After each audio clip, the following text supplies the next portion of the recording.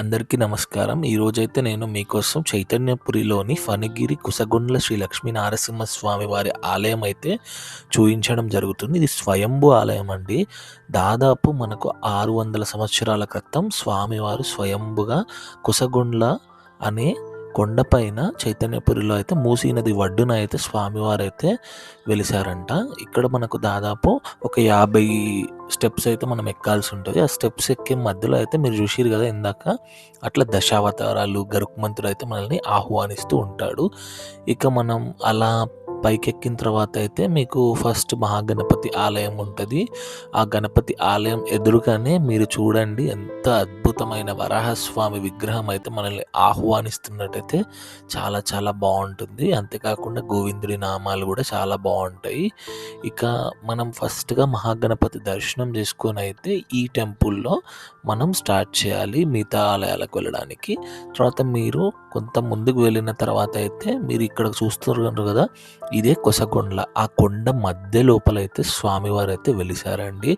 దాదాపు చెప్తున్నగా 600 సంవత్సరాల ఆలయం అంటే మీరే ఇంకా చూడండి ఎంత అద్భుతంగా ఉంటుందో స్వామివారి ఆలయం. సో మేము వెళ్ళిన రోజు అయితే ఆ రోజు వచ్చేసి స్వాతి నక్షత్రం. సో దానివల్ల కొంచెం లైన్ అయితే ఎక్కువగా ఉంది.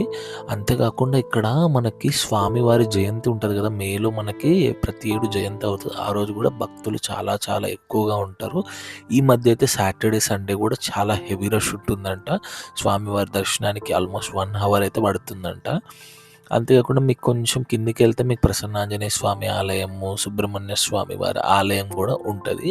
అది కూడా మీరు తప్పక దర్శనం చేసుకోండి. ఇక్కడ నుంచి మనకి మూసీ నది వ్యూ కూడా కనబడుతుంది.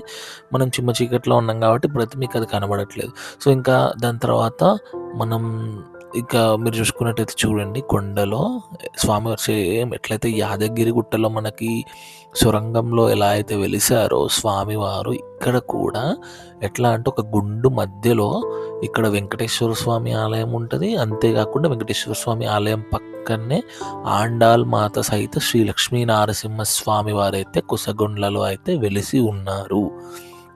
ఈ ఆలయం చాలా చాలా అద్భుతమైన ఆలయం. తప్పకుండా దర్శించుకోండి. ఎల్బీ నగర్ చుట్టుపక్కల ప్రాంతంలో ఉన్న వాళ్ళందరూ అయితే తప్పకుండా దర్శనం చేసుకోండి. మనకి ఇక్కడ నుంచి వెళ్ళాలంటే మనకి బేసిక్గా చైతన్యపురి మెట్రో స్టేషన్లో వెళ్తే అయితే మీకు అక్కడ నుంచి మీరు ఆటోస్లో కూడా వెళ్ళొచ్చు. ఆల్మోస్ట్ ఒక 1.5 కిలోమీటర్ ఉంటుంది టెంపుల్ లోపలికైతే.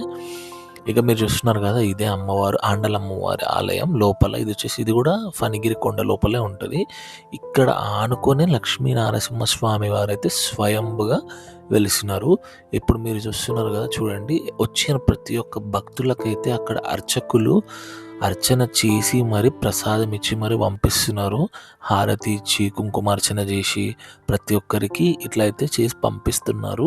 సో నాకు కూడా చాలా చాలా బాగా అనిపించింది. అందులో మేము వెళ్ళిన రోజు స్వాతి నక్షత్రం, స్వామివారి జన్మ నక్షత్రం కాబట్టి అది ఇంకా ఎంతో అదృష్టం చేసుకున్న రోజు అని అయితే నాకు అనిపించింది. చూడండి, స్వామివారికి హారతి అయితే ఇస్తున్నారు. మూల విరాట్ కూడా చాలా చాలా బాగా ఉంటుంది. చూడండి, ఆండాల్ మాత సహిత లక్ష్మీ నరసింహస్వామి స్వయంభుగా వెలిసిన ఆయన.